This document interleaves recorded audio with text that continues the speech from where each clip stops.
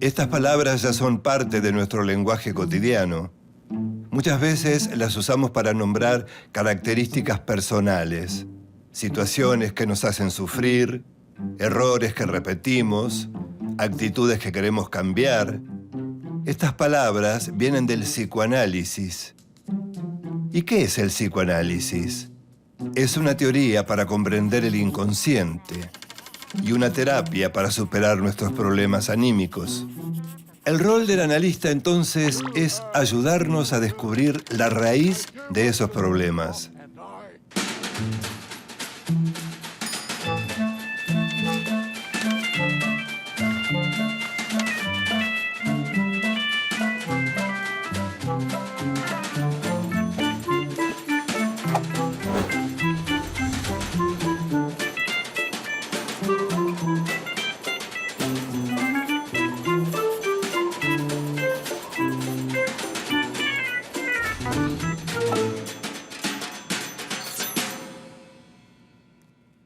Hasta comienzos del siglo pasado, los problemas de la mente eran tratados solo por la medicina.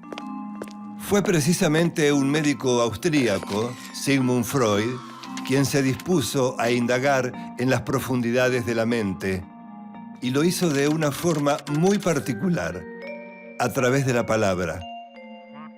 Freud escuchaba a sus pacientes. Consideraba sus palabras como la llave de acceso al inconsciente. Pero la comunidad médica se resistía a aceptar que podía curar los problemas solamente hablando. Sin embargo, Freud pudo. Los resultados fueron tan contundentes que no tuvieron más alternativa que aceptar al psicoanálisis como una especialidad de la medicina. Sin proponérselo, Freud impulsó una de las más sólidas revoluciones del siglo XX. Sigmund Freud nace en Freiberg, una ciudad que en 1856 pertenecía al Imperio Austrohúngaro. Sus padres eran comerciantes judíos y cuando él tenía 1 año se mudaron a Viena. El pequeño Siggy mostró desde muy temprano un gran interés por saber cómo funcionaba la mente humana. Estudió medicina, quería ser un científico y dedicarse a la neurofisiología. Sus primeras investigaciones se centraron en las células nerviosas y fueron decisivas para su futuro trabajo. Pero hacia 1890 había mucha resistencia para que los judíos ocuparan posiciones importantes en la academia. Freud decide entonces continuar como médico clínico en el Hospital General de Viena. La misma Viena por donde pocos años después pasaría otro muchacho cuyo nombre se convertiría en sinónimo del máximo horror de la humanidad. Sus conocimientos de neurología lo llevan primero a trabajar en la clínica psiquiátrica del prestigioso Dr. Meinert. Allí Freud se especializa en las enfermedades del sistema nervioso. Descubre que en la palabra están los principios fundamentales para llegar al inconsciente y así lograr una cura para aliviar los malestares de sus pacientes. Cuanto más se introducía en las profundidades de la psique del paciente, más se acercaba al origen de sus problemas. De esta manera, a través de sus interpretaciones, Freud ayudaba al paciente a poner en palabras lo que estaba en su inconsciente. Partía de una hipótesis. Todo lo que se vive en la niñez deja marcas profundas. De alguna forma, se graba en nuestro inconsciente sin que nos demos cuenta y determina nuestras conductas adultas. Cuando el paciente se da cuenta de cuáles son los orígenes de sus conflictos, puede empezar a cambiar las ideas que tiene sobre sí mismo. El joven Freud recibe una pequeña beca para ir a estudiar en París con el famoso neurólogo Jean-Martin Charcot.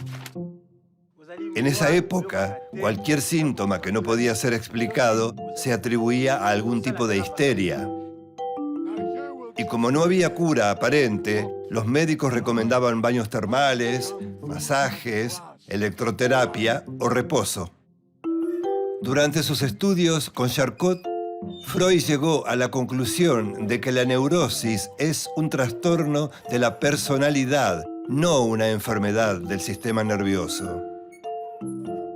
Las neurosis surgen de conflictos, frustraciones o situaciones no resueltas y se manifiestan en nuestras conductas. En 1886, Sigmund Freud regresa a Viena y un antiguo amigo, el respetado médico Joseph Breuer, le confiesa haber tratado un caso de histeria hipnotizando a una paciente. Anna O era el nombre de la paciente. Una joven a la que se le paralizaban las piernas y los brazos, veía mal, tosía y no comprendía cuando le hablaban. Freud no la hipnotiza. Prefiere dejarla hablar sobre lo que le venga a la mente. Recuerdos, fantasías, sueños que se asocian libremente. Al concluir el relato, Ana se sintió muy aliviada. A través de la palabra comienza su proceso de curación.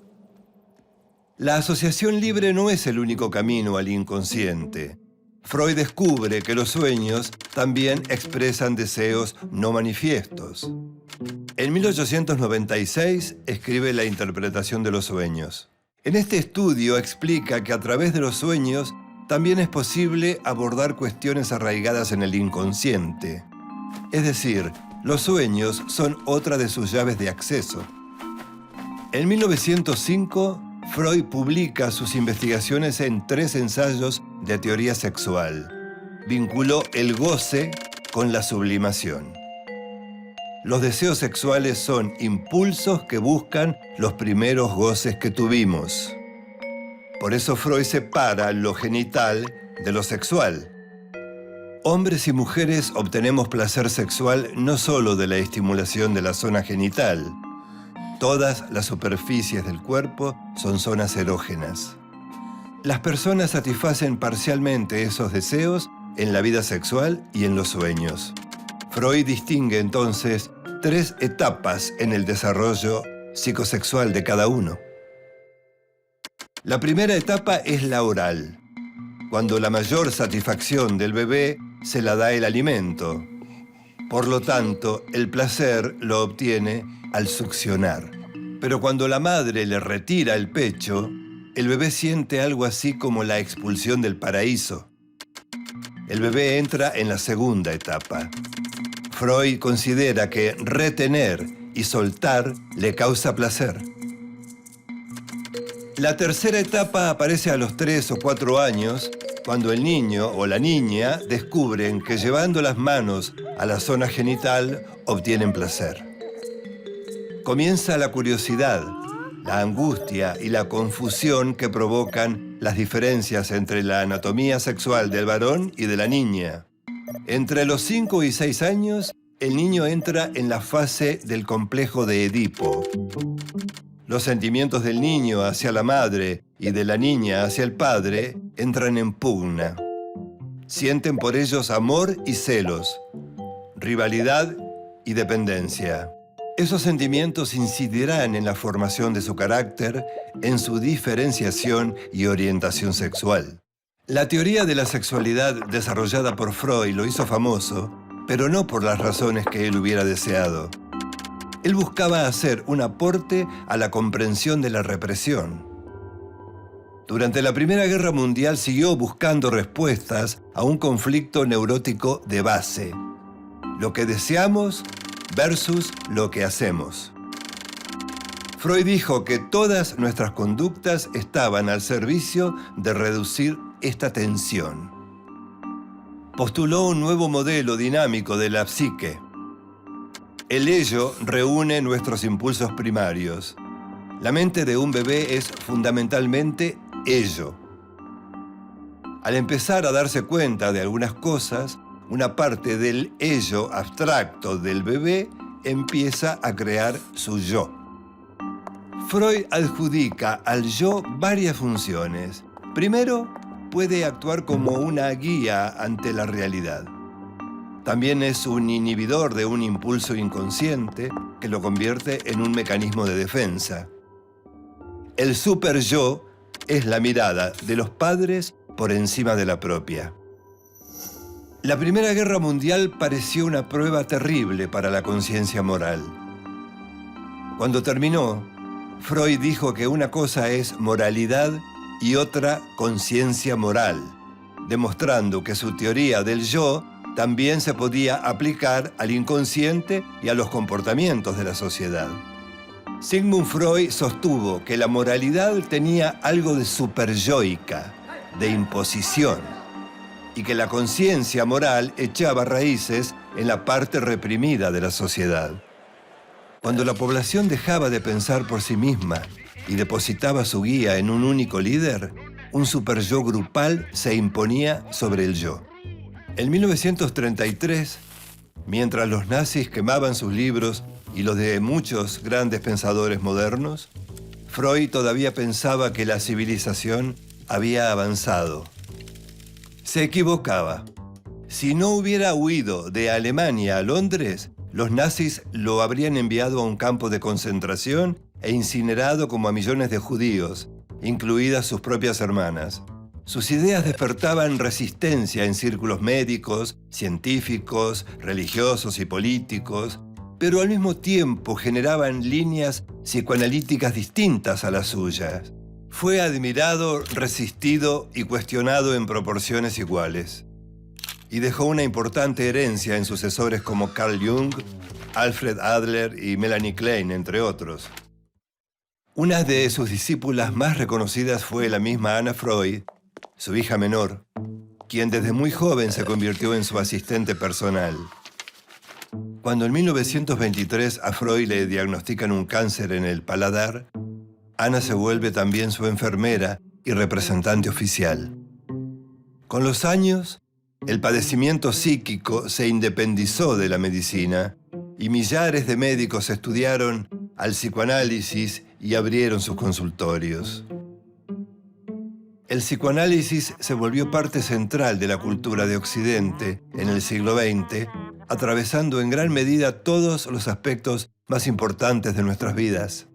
Influyó en la crianza, la educación, la publicidad, los movimientos sociales, en la creación del feminismo, en las luchas contra el racismo, en la política, en la aceptación de la diversidad genérica y en todas las artes. Sigmund Freud continuó trabajando y escribiendo en Londres, hasta el día de su muerte, el 23 de septiembre de 1939.